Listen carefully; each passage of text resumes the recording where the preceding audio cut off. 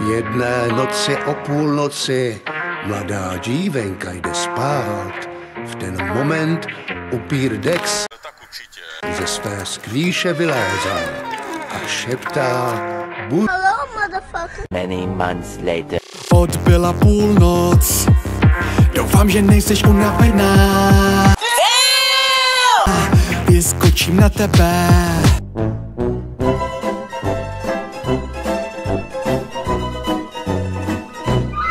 Zakousnu tě, vysaju tě, protože seš kus. Když máš velký oči nebo ty máš plus. Přes den spím a nechci sex, ale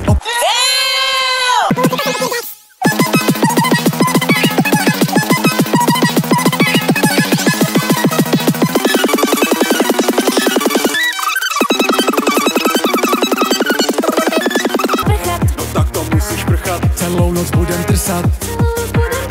A potom budem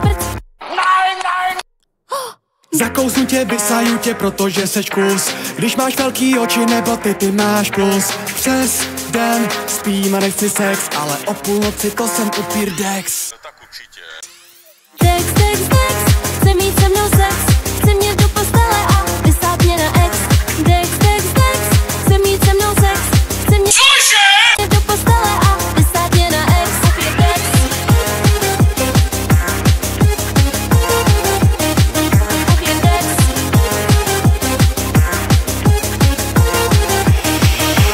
Dex. Hello, motherfucker. Co se tam sakra děje? Víš, kolik je hodin?